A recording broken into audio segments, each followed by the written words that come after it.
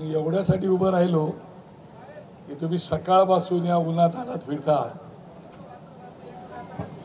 छत्रपती शिवाजी महाराज, परमपूज्य डॉक्टर बाबासाहेब आंबेडकर, सावित्रीबाई फुले, प्रबोधनकार ठाकरे, सन्मान्य बाळासाहेब ठाकरे यांना अभिवादन करतो। व्यासपीठावरील माझे जुने सहकारी, माझे मित्र, शिवसेनेचे नेते संजयजी राऊत मार्गदर्शन ऐकणार आहात।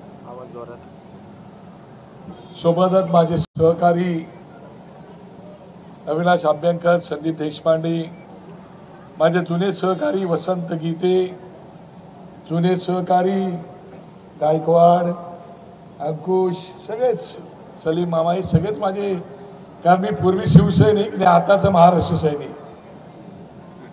कसं आहे माहिती आहे ना, रक्ताचं आणि भक्ताचं नातं कधी संपलं जात नाही। ते रक्ताचं आणि भक्ताचं नातं आहे।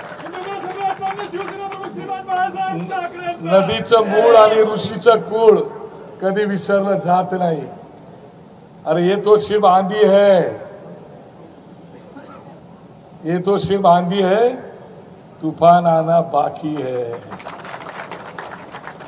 अब तो शिव झाकी है, बहुत कुछ बाकी है। दोन बांधवांच्या कार्यकर्त्यांनी या ठिकाणी मोर्चा काढला तर अख्खं नाशिक शहर दणाणून गेलं।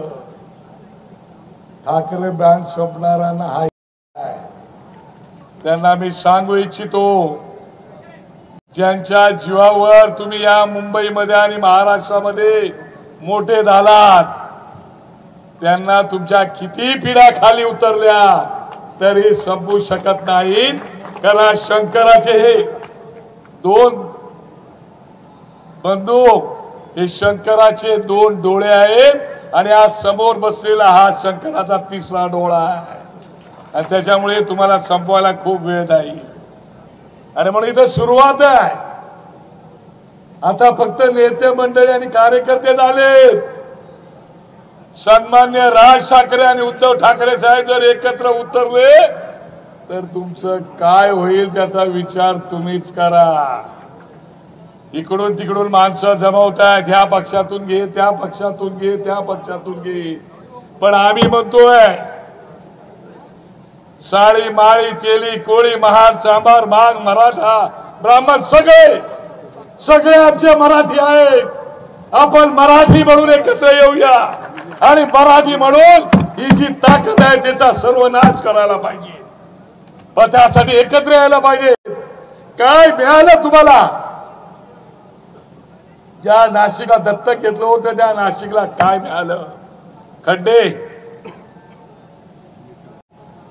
खड्डे मिळाले, कायदा रसातळाला गेले, एमडी सारखे ड्रग्स कॉलेजच्या आजूबाजूला टपरीवर मिळायला लागले।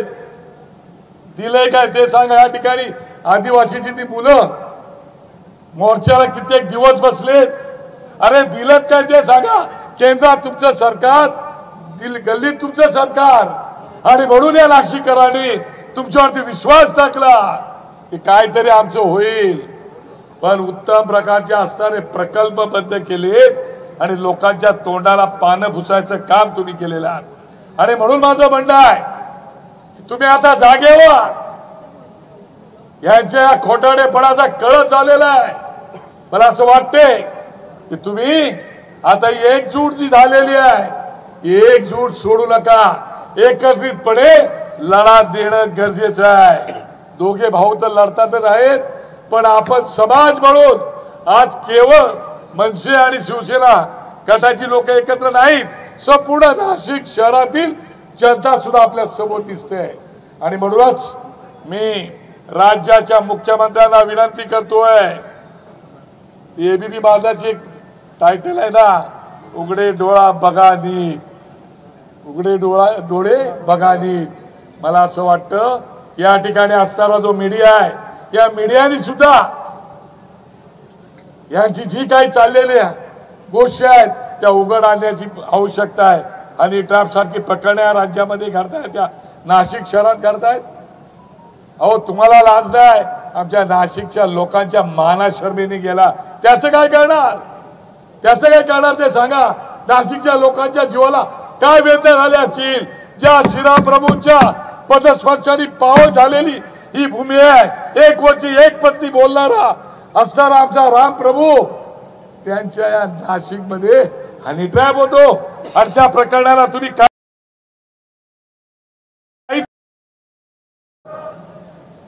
काय चाललंय? मला असं वाटतं की तुम्ही सगळे एकत्रितपणे हा लढा लढलो पाहिजेत, आपण एकत्रितपणे आलो पाहिजे आणि म्हणून जाताना एकच घोषणा दिली पाहिजे, हम सब एक है, हम सब मी खरोखर मनापासून पसंतगीते तुमचं, दिनकर अण्णा तुमचं, गायकवाड साहेब तुमचं, सन्माननीय अंकुश मामा तुमच्या सगळ्यांचं मनापासून अभिनंदन करतो की एवढा मोर्चा उत्तम प्रकारचा मोर्चा केलात आणि तुम्ही सुद्धा एवढ्या अंतःकरणापासून सहभागी झालात। या मोर्चाची नोंद राज्य सरकारला घ्यावीच लागेल, कारण हे आता सुरुवात आहे। नाशिक पासून पावनभूमीतून ती सुरुवात राज्यातल्या प्रत्येक तालुक्यात आणि जिल्ह्यात झाल्याशिवाय राहणार नाही आणि म्हणून तुम्हाला मनापासून शुभेच्छा देताना मला आनंद वाटतोय की एकजूट अशीच तुमची कायम ठेवा, तुमच्या या एकजुटीला दस्त लागू देऊ नका। धन्यवाद। जय हिंद, जय महाराष्ट्र।